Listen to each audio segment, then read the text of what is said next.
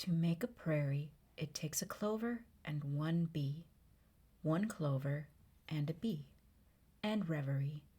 The reverie alone will do if bees are few. To Make a Prairie by Emily Dickinson. Welcome to Bees and Reverie Radio, the podcast where we talk about pollinator gardens, native plants, bees, butterflies, and other topics related to biodiversity, including what we can do in our own backyards. And sometimes we'll report on current environmental news and anything biodiversity related that we should all be aware of and do together to protect bees, butterflies, and habitat here in the US. My name is Emily Wayland, and my co host is LaDonna Howard. So, Donna, how are you since last week? Emily, I'm good. I want to tell you there's this old TV show that I used to watch about 30 years ago, and I've had a hard time sort of getting it out of my head. It's an old British sitcom from the 1970s. Here in the United States, it was called Good Neighbors. Hmm. Over in England, it was called The Good Life. But I've been thinking about it a lot lately, like over the last couple years, as I've been doing more and more food gardening in my yard. This old British sitcom keeps popping into my mind. And so I was curious and I wanted to rewatch it. So the show's from the 70s. I was watching it in the 90s, hadn't seen it since, and I started watching it again. Anyway, if you've never seen it before, it may be worth looking up. You can find it on BritBox, I think. Again, it's called Good Neighbors. And here's the premise, just really quickly. So there's this couple called the Goods, Mr. and Mrs. Good. And in the very first episode, Mr. Good quits his job. Now, this is just a normal middle class suburban couple.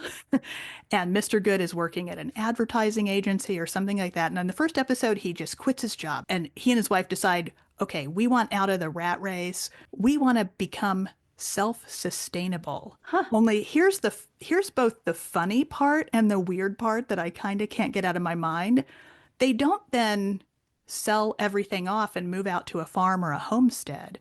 What they do is they decide that they want to become a self-sustainable little homestead where they're currently living in the middle of suburbia. I love that. I think a lot of people are starting to do that here now.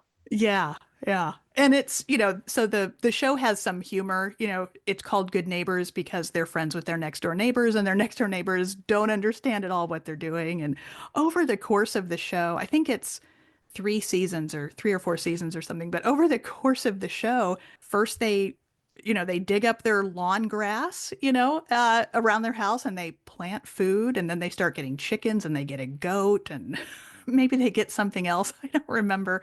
And they have to deal with their neighbors all thinking that they're bonkers. Uh, and the show also is there's a little bit of realism in the show. Like the reason that I wanted to rewatch it is I remember that there's a couple episodes where they almost don't make it. Like there's an episode where they put all of their last money into planting potatoes in their yard and then something goes wrong with the weather and they have to go out and get all their potatoes. Anyway, as I'm out there with my little food garden and being like, man, this is a lot of work just to grow a few tomatoes. It's a, It is, it's yeah. kind of and a lot of resources. Anyway, so that's what I'm doing this week. I've decided it's winter here. The days are short. There's not a lot I can do Yes. outside, so I'm rewatching Good Neighbors. What about you? I think last week you were waiting on some native plant catalogs to come. Yes. And after we talked about that, like I swear a couple days later, the Prairie Moon catalog came. And I actually was starting to place an order. We talked about this outside of the podcast. I started placing an order and then the catalog came, so I want to page through it some more before I do that because I think it will give me ideas paging through it that I might have not otherwise had. Like I was just kind of brief. I haven't had a good sit down with it yet, but like I was reminded, oh yeah, I should probably get some rattlesnake master because that's a really cool plant to Ooh, get.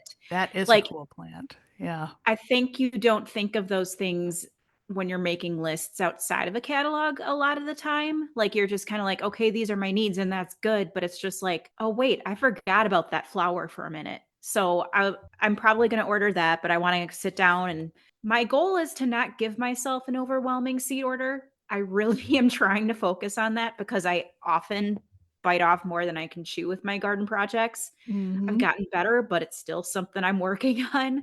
So that is kind of where I'm at with that. And I was also not no spoilers, but I was chatting with one of our future guests, and I'm thinking of joining Wild Ones here in my area. So I'm pretty excited about those potential things happening. Oh, nice. Yeah, seed catalog time is such a fun time, flipping through the catalogs and dreaming about what's possible. And in today's episode, now we're going to focus on pollinator gardens specifically Yes. and how to get started. So today's episode is titled How You Can Create a Successful Pollinator Garden No Matter Where You Live. And Emily, we are going to cover a lot in this episode. So I'm just going to list quickly here kind of what we're going to cover in order so people Yeah. can, yeah, so people can kind of prepare themselves for what we're doing all in this episode. Okay, we're going to cover the three fundamental parts of any successful pollinator garden. Number two, we're going to talk about mixing native and non-native plants. We're going to talk about four important goals for any pollinator habitat that you can accomplish in your own yard. We're going to talk about how to find the right plants for your area, how to prepare your pollinator garden bed before you put in the seeds or the plants. We're going to touch on this question of how to go fully pesticide free. Can you really do it? How to do it? And also, we're going to talk about once you have your pollinator garden going, certifying your yard as a pollinator habitat, whether you want to do that or not, and if so, how you want to do it. And Emily, I think at the end, we're also going to talk just a little bit about some non-traditional locations for pollinator gardens, like balconies, containers, and even spaces maybe that aren't your own yard. Sure. It's a lot to cover. Obviously, this is a never ending topic that we'll talk about on here, but we wanted to give you guys a good breakdown of the basics and understanding what you can do and how your garden should work if it is an effective habitat. So, there are three fundamental aspects to any pollinator garden or habitat, right? And obviously, the first one being native nectar plants. So, we are talking about providing blooms of a varying color, shape, size, and structure because different invertebrates prefer different flowers. They prefer different colors, they prefer different landing surfaces. For example, butterflies seem to prefer purple and red flowers for some reason. And because they're bigger than like a little bee who can fly all the way into a flower, they need something that's big and easy for them to land on. So they're not going to go towards something that has a tiny flower that requires, physically going into the plant itself. They want something that's easy to access. Now, a lot of different species of bees that are smaller can access smaller flowers. So having a variety of shapes, size, and structure is important there. And then you also want to be able to provide plants that bloom year round. So you want things that bloom in the spring for when everything's waking up and they are looking for their first nectar of the year. Summer, which is usually peak season, usually has the most abundance. And then also in the fall when invertebrates are preparing for the winter and some species migrate like monarchs, so they need that food for their long journey. It's also good to provide plants that bloom at night for nocturnal pollinators. And usually these are white in color, so they're easy to find. But I think this one gets missed a lot because a lot of moth species are nocturnal pollinators, and Mm. you don't even think about that. This diversity within a habitat will support more species. And then also think about having different flowering plants that aren't just flowers. Get bushes, trees. Some grasses will bloom, like blue-eyed grass, ferns even. So having a good variety so it's not a monoculture is important. Second, native host plant. Host plants are plants that provide food for the larval stage of many of our pollinators. Obviously, most of us know that monarchs only eat milkweed. That is their host plant. Some host plants will support more species, and some species will have more than one host plant. But it's good to have a variety of host plants so you can have a variety of pollinators to support a variety of wildlife in your area. How many times can I say the word variety? It's good. It's a good word. It's a word we It's should be saying a lot with pollinator gardens. I think exactly. I call the nectar plants the plants for the adults, and I call the host plants the plants for the babies. I think that's a good way to put that. I love it. And then lastly, we need overwintering and nesting material. So these are things such as logs, sticks, brush, expired stems. So, like if you have some grasses that have gone brown for the season, just leave it. You don't have to deadhead it. You don't have to clean it up. That's a perfect nesting material for birds and many other invertebrates. And it's also important to think about having patches of bare ground for ground nesting invertebrates, such as many species of bumblebees here in North America. So, those are just three components and basics that you can have in a successful habitat. One, I should say, that functions successfully and supports pollinators, but when you support pollinators, you also support other wildlife. Yes. And I am all for having a messy, quote, looking garden, or at least part of my yard, over winter for that reason. It's a little messy, but it's Absolutely. important. And Emily, you mentioned the importance of a mix of flower colors and flower bloom times. And another thing people can consider, especially when first starting out, is thinking about a mix of perennial and annual flowers. So, perennial flowers are flowers that will come back year after year. They die back in the winter, but then they'll come back in the spring from their roots. Now, the downside to perennial plants is that because they are spending their first year or two really building a strong root system underground, they may not bloom for a year or two. So, having a mix of also some annual flowers in there, annual flowers, you put those seeds in the ground in the spring. Oh, I heard your dog. Now, the good thing about annual flowers is you plant those seeds in the spring and you're going to get a fully mature plant that season. The plant is going to grow, it's going to flower, it's going to die back. But an annual flower, being an annual, it won't come back again next year. So you have to either let it reseed, let those flowers go to seed and blow their seeds around. So your annual flowers might not come back in the same spot, or you put down those seeds again in the spring. So when someone is first starting with a pollinator garden, I think it's good to think about a mix of perennials and annuals so that Yes. you've got some perennials going on that are going to be the foundation of your garden in the future, but you get those blooms this year and immediately start feeding some of the pollinators. And native plants can be perennial or annual. A lot of our Yes. native flowers are perennial, but some of them are annuals. And the same with non-native plants. There are some non-native plants that are perennial that will come back year after year and that are annual. So the other thing to think about is that mix of native and non-native plants as well in your pollinator garden. Mhm. And Emily, you talked in our last episode about why it's good to try and plant a minimum of 70% native flowers to 30% non-natives. Those 30% non-natives are completely fine as long as, of course, they're not invasive, where you are. Right. And it may be that it may take folks a year or two to get to that 70% native number, but that's kind of the threshold, as you talked about last time, that is considered a good goal for folks to meet, especially for a pollinator garden. Right. It's also important to remember that some plants that are native in some parts of the United States may not be native to your ecoregion. So it's a good idea to become familiar with what is actually native to your area. For example, not all milkweeds are native or native to your region. I have friends down in Texas. They don't get at least the same abundance of milkweed we have here with common milkweed. They get green antelope horn. Obviously, the tropical milkweed is not native to the United States, but it is at every garden center that I could think of. Another one is California poppies can be invasive to other areas, but it thrives super well in its natural habitat in California.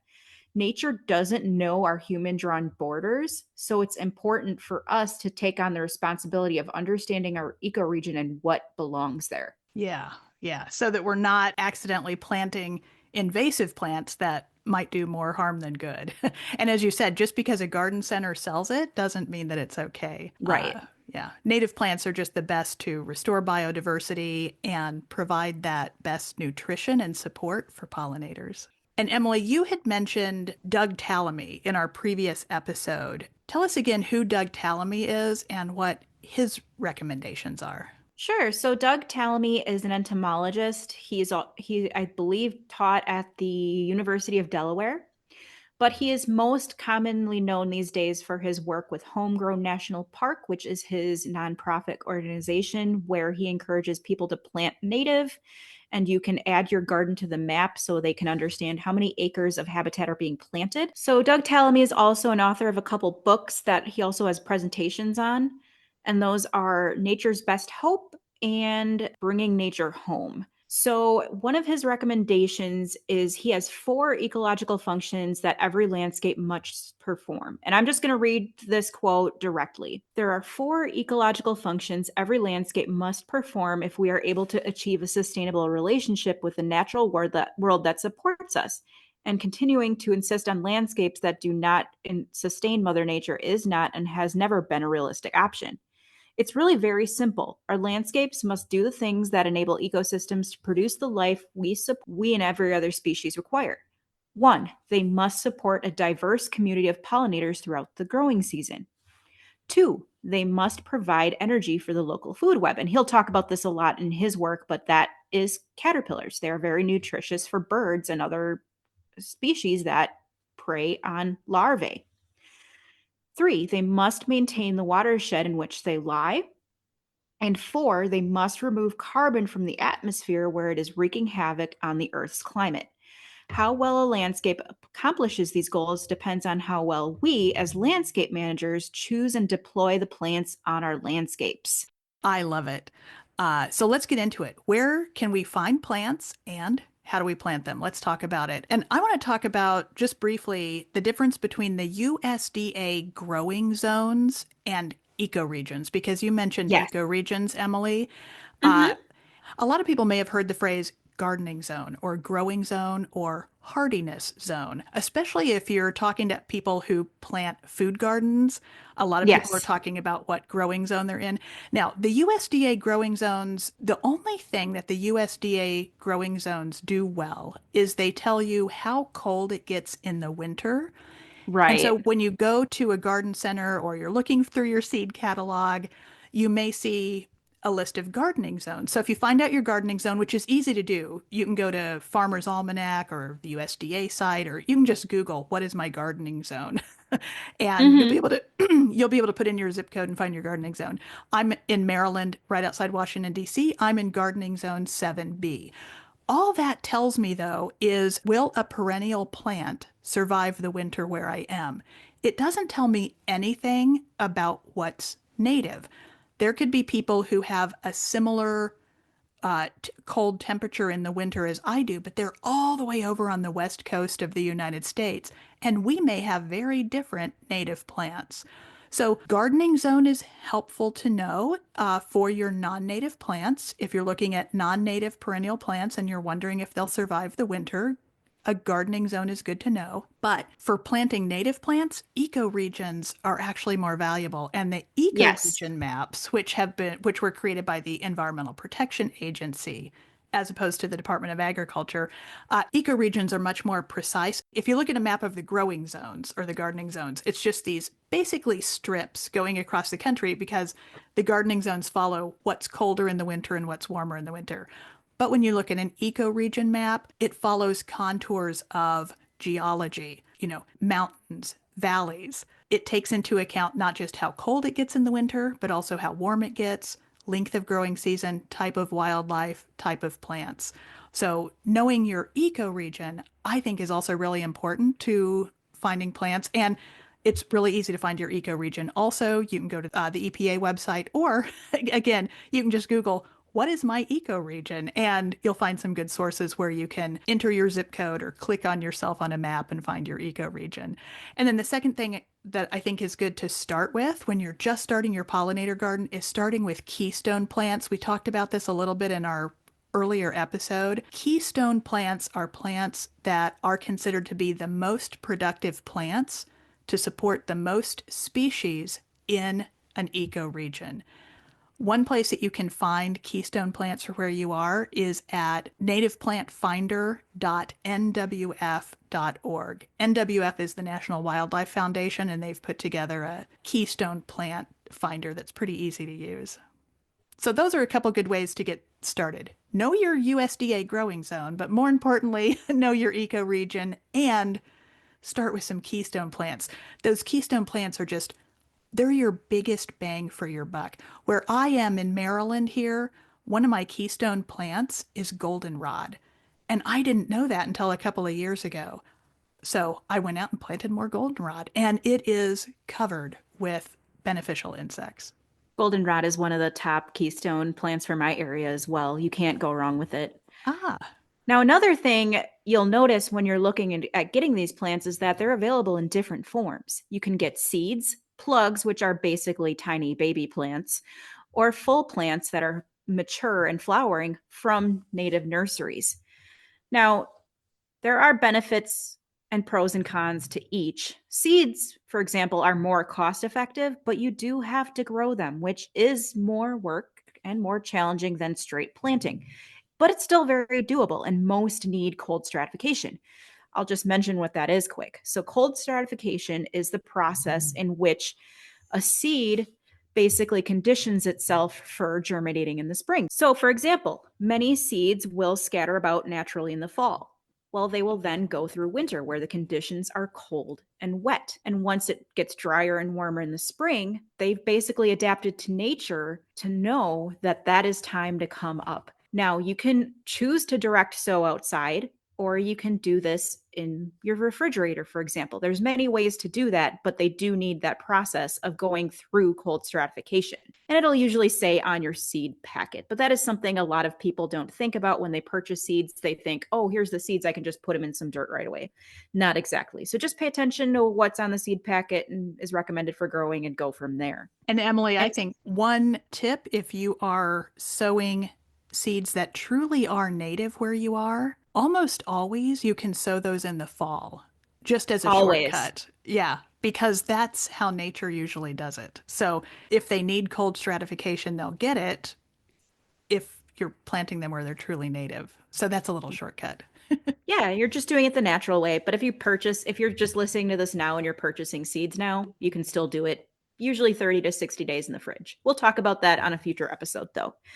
And seeds are more bang for your buck. And if you're using a proper mix, you can do a lot of land coverage. Like I mentioned, I purchased the Pollinator Palooza mix from Prairie Moon Nursery, and I was able to scatter that across 500 square feet, and it gave me a decent amount of flowers and grasses. Hmm. So that is a good way to start a prairie, but obviously it's not going to be mature right away. It will take a couple years to flower. Now, plugs and plants, on the other hand, are more mature and are easier to start with, but they tend to be more expensive. So that is something to consider. I personally do a mix of all three to make sure that, and that's another way you can make sure you do have things flowering. If you decide to just keep it cheap and seed an area, but get one or two flowering plants to actually get the pollinators to your garden while those plants mature. That's a good way to do that. Now, in order to find a native nursery, you can look at Homegrown National Park. They have a list. Prairie Nursery is a good online one, or they have a catalog. We've mentioned Prairie Moon Nursery a lot. That's my favorite. There is Agricol here in Wisconsin. They don't have any public hours to just go to their greenhouse, but you can order from their website in order form. They do a lot of giant restoration projects, but there are also local sales at botanical gardens, schools, and nurseries. And your local library may have a free native seed library. Just ask and see what's available. I didn't know about seed libraries until just last year. I didn't know they existed. It's incredible. Yeah, they're really neat. I don't think they've been as common as they have been until the last few years. I think they really kind of came about with the pandemic when everybody was deciding to plant their own little victory gardens, but I'm glad they're here. Oh, okay. That must be why I didn't know about them until just in the last year or two. Okay. Yeah. So let's talk about preparing the soil for these native plants. Now, most native plants do not require rich soil as they're adapted to the ecoregion and soil in which they live. But perhaps you are looking to remove turf grass and you want to set your garden up for success. One of those methods is known as the lasagna method. And that is basically Mm. when you take wet cardboard. I've used dry. I think wet just helps accelerate decomposition. But then over this wet cardboard where you want to plant, you can layer mulch, soil, compost, etc. over the cardboard. And over the time, the cardboard will biodegrade, but you can plant right on top of that because young plants will have short root systems that by the time they need to extend their root systems deeper, that cardboard will be biodegraded. So that's a good way to get going pretty close to right away. I think the lasagna method works best in the fall with fall sowing, but you can, of course, do it other times as well, given that the root systems you are planting with or the seeds are short enough. I've done the lasagna method in a couple of small new garden beds in my yard. And Yes. you can also poke a hole in the cardboard if you have a little plug Good or plant to point. put in. Yeah. I do try and be careful with the cardboard that I use, that I don't use any cardboard that has been treated. You know, the cardboard that has that really slick Yeah, the stuff on it. shiny, like laminated, Yeah. colorful. Yeah. Oh, or yeah, or inks that if I don't know what the inks are, then so plain cardboard untreated. Yeah, the most boring brown box you can think of should be Yeah. good. Yeah. Now, a method that I've used the most is solarizing, and that's basically where you lay plastic or tarp down to quote unquote bake the turf grass away. And in my experimentation with this, I've found clear plastic works the best because that provides like a good prism effect. And you can also see what's happening underneath. You could also choose to just remove the turf grass with tools such as sod cutters or tillers. I have not done this, but you can. And just so everybody knows, try not to transplant your soil. It's just not a good recommendation. It may contain invasives and pests such as fire ants and jumping worms. So just think What about where you're getting your soil from. I know a lot of times people will try to get it from areas where it may be loose at construction sites or city dumps.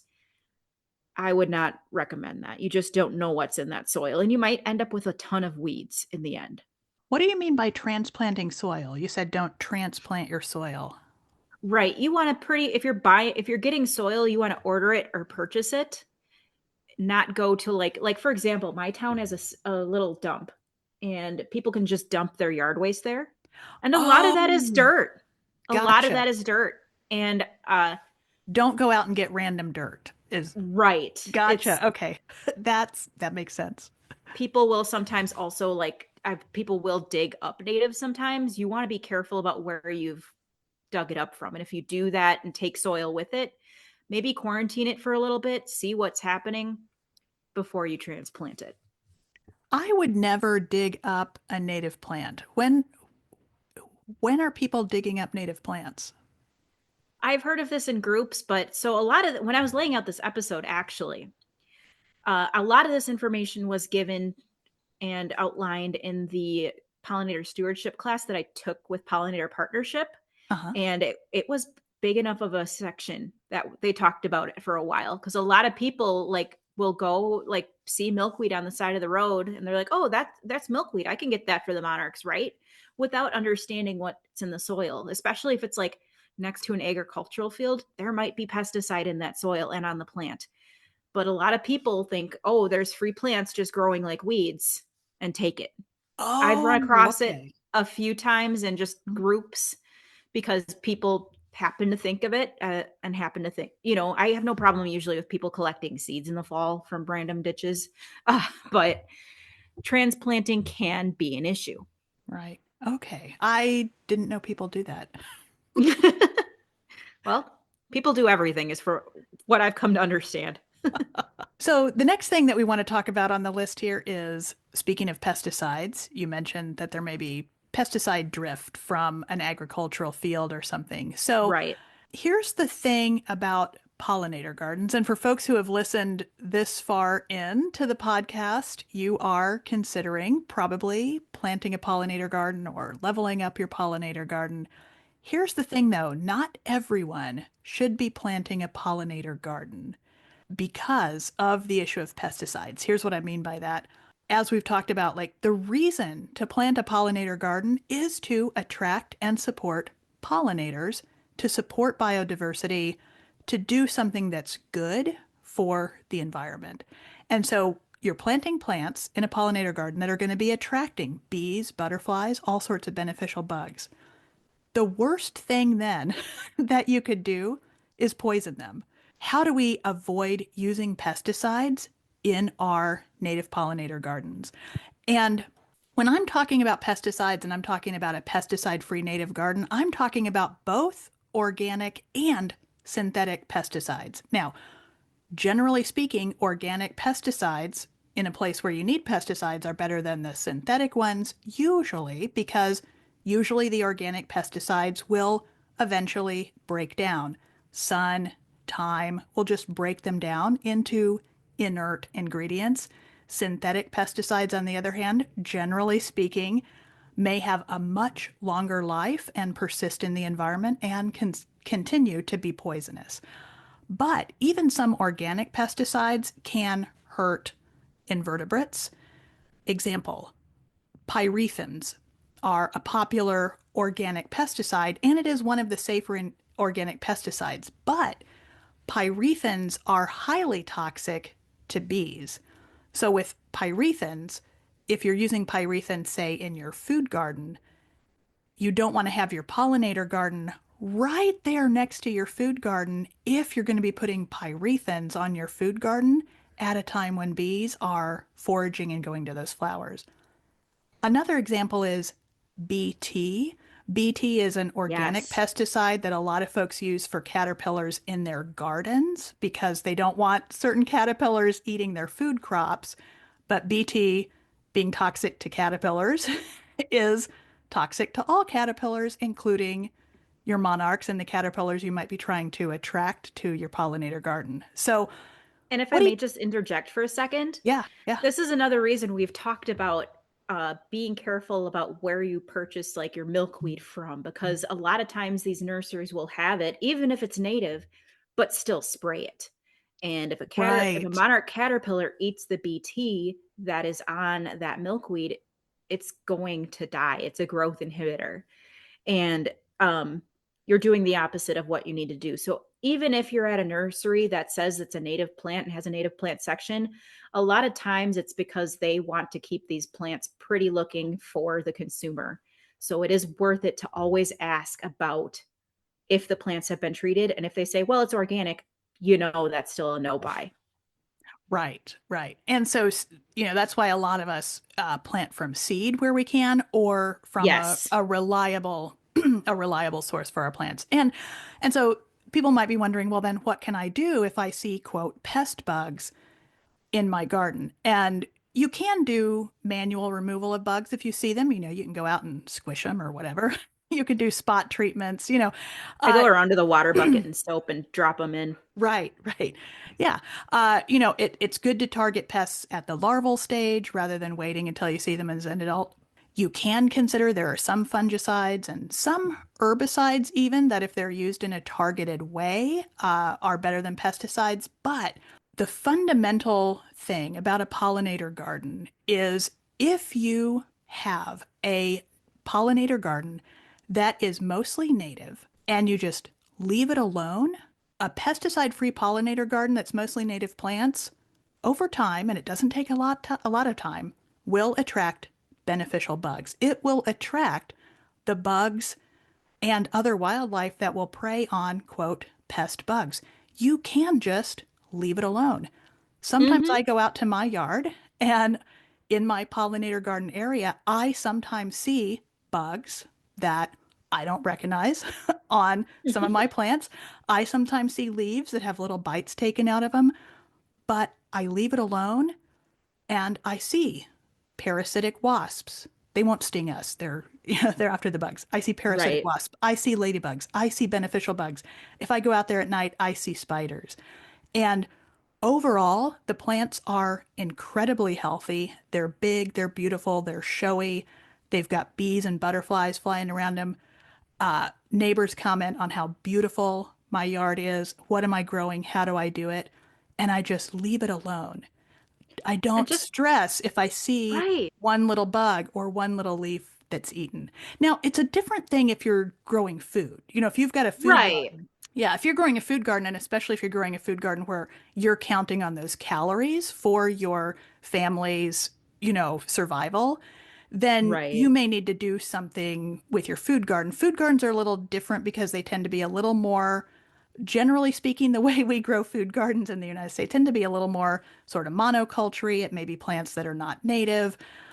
So you may need to, do a little research and look into how you want to handle pests on your food garden. But I would recommend if you're doing a food garden where you think you will want to use insecticides or pesticides, maybe don't have a pollinator garden or don't have your pollinator garden really close to your food garden. Now, for me, I love having my pollinator close to my food garden because I need my food pollinated. So I've made a choice in my own yard. I don't use any pesticides or insecticides or herbicides or anything on my food garden.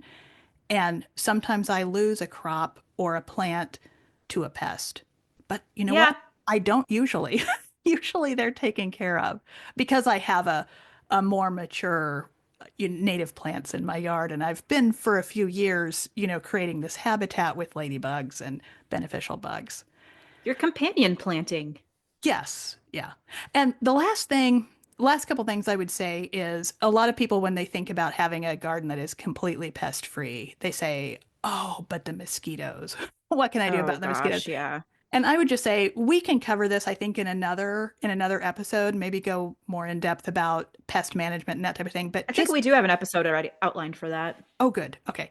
Mhm. But I would just say be careful about, quote, organic mosquito control. Where I live, I'm always getting these brochures in the mail, advertisements from Yes. these mosquito companies that are going to come and spray your yard with organic mosquito control. And a lot of times what they're using, they might be using things that are completely, quote, natural and completely organic, but they are going to be harmful to bees and butterflies. So you do have to be Yep. careful about that. But we can talk about mosquito control. There are some very targeted things that you can do, like we mentioned BT earlier as being an organic pesticide that is bad for caterpillars and should not be used in a place like a pollinator garden.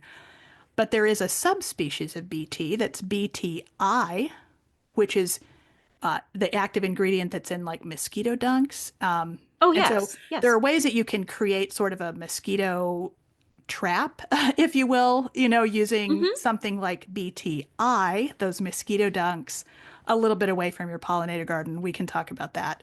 And then the very last thing I'll say about pesticides, can you tell I have a lot to say about pesticides? I is can, but that's great. We're all is learning.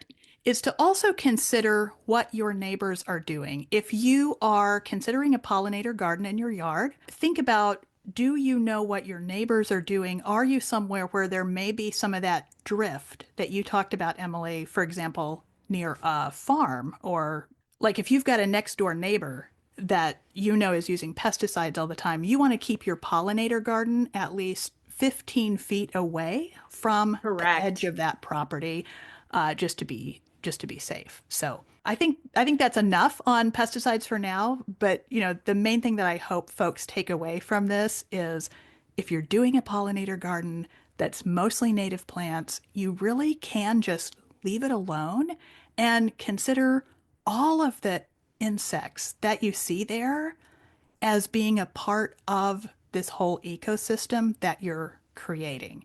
And it will get better every year. Right. And if you see little like chew holes in your leaves and on your flowers in that garden, that's okay. Don't worry about that. That means your garden is a working, living ecosystem. It's Yes. working as designed.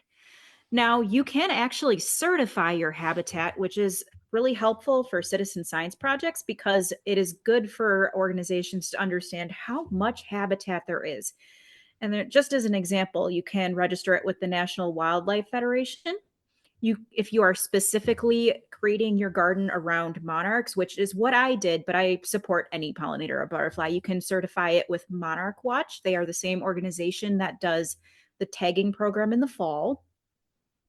And then obviously Homegrown National Park. And we've talked a lot and will continue to talk about your neighbors might be concerned, right?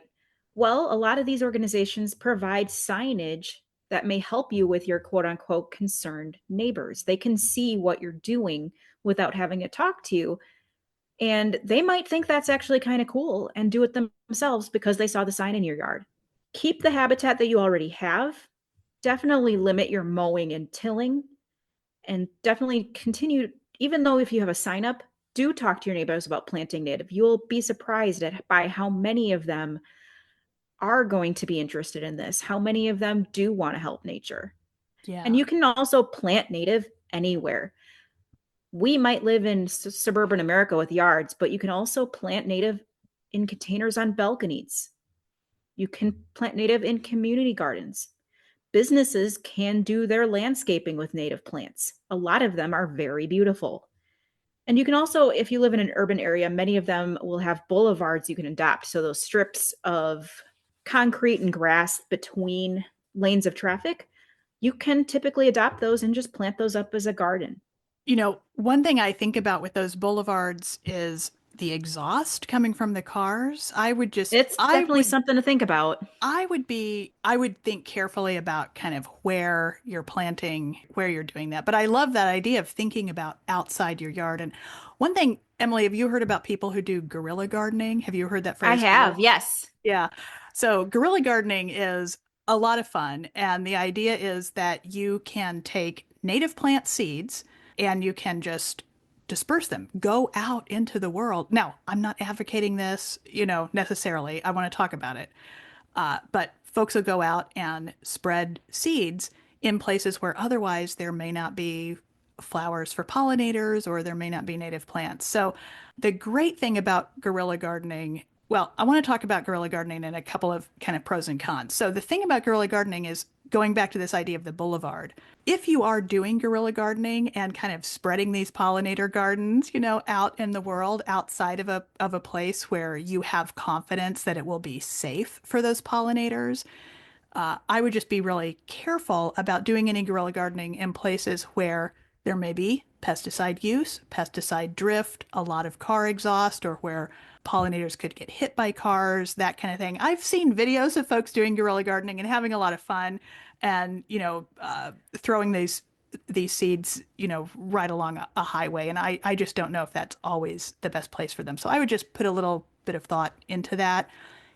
And then, of course, the main thing with guerrilla gardening is to make sure absolutely that your seeds are native to that area. So we've talked about in our yards, doing a mix of native and non-native is fine, but I would say once you're getting these seeds out into the world away from a cultivated area like your yard, that it is more important than ever in those cases to make sure it is 100% native to your area I because would agree with that. Yes. yeah, because you could very easily, if you have if you find out that you've got an invasive species in your seed mix and it's in your yard, you can pull it up. If you're doing guerrilla gardening, you're just putting it out in the world and you could be causing a problem. So, Right. And I'm sure we'll talk about this on this episode, but a lot of those quote unquote wildflower mixes, a lot of people might buy those to guerrilla garden with, and that's pretty dangerous. So that's why it's very important to stick to native because somebody's just like, oh, look, they might listen to like 5 minutes of this podcast in the beginning, not listen to the whole thing, see a seed mix somewhere and scatter it. And we don't want that. So you have to be very intentional and purposeful with your planting and what you are planting and where. yes, yeah. And I would say the more it gets sort of outside of your yard and outside of where you can keep an eye on it, the more important it is to make sure that it is purely Right. native. Yeah. So I think we're coming to the end of this episode, and now we can share some resources. And we can put these in the show notes, I think, also, right, Yes. Emily? So Hmm. I'll list off a few resources here. Pollinator.org/guides is a guide for ecoregions. Find Your Roots in the US, www.pollinator.org/find your roots tool. And again, we'll have all this in the show notes. Pollinator.org also has garden recipe cards. We mentioned the National Wildlife Foundation earlier for their native plant finder online, which is a great tool. nativeplantfinder.nwf.org. Audubon has a native plant finder online where you can search based on the kind of bird that you want to attract. But it's also just a great source to find native plants for your area. www.audubon.org/plants for birds. We've mentioned Homegrown National Park and their Keystone Plant Guides. That's homegrownnationalpark.org/keystone-plant guides slash. And last thing, you can confirm range maps for specific species if you have the exact species name. So if there's a plant that you're wondering, is this native? And you have its exact species name, you can look up native range maps for virtually any species of plant that you might run across in the United States at www bonap.org. That's BONAP. So those are some good resources, I think, to get people started. Yeah, and if you want a few recommendations on where you can get nerdy with this topic, definitely check out Doug Tallamy at Homegrown National Park. But I really recommend his Nature's Best Hope book and lectures. You can always check out pollinator.org. They have plenty of resources. Join your local Wild Ones chapter. There's lots of benefits, including discounts at local native nurseries. They will often go on field trips and do a lot of volunteering for your local ecosystem. You can also find local native plant societies. Depending where you live, there might be a few, there might be one, but I guarantee there's always one nearby. Always check out your local extension office. The NWF also has a garden shop called gardenforwildlife.com, and that is where you can purchase native plants from them. And then naturally, Homegrown National Park. I believe we recommended Homegrown National Park 3 times there. So that was a lot to unpack, but we hope that gives a good overview on creating habitat with native plants and various ways you can do that. And truly, anyone can do that. We encourage you to check out all the resources we just listed in the show notes for further information. Thank you for tuning in to Bees and Reverie Radio. We are releasing episodes about weekly, usually on Thursdays. This is season 1. You can expect 6 to 10 episodes from us this season. I think we're going to hit the 10, Emily. Don't Easily. you? Yeah. Easily. And we might also release additional short bonus episodes as current issues come up. And in the meantime, you can find us on social media at Bees and Reverie Radio. We are on Blue Sky and a lot of the other usual places. So Yeah. thanks for listening. And until next time, make sure you get outside and plant native.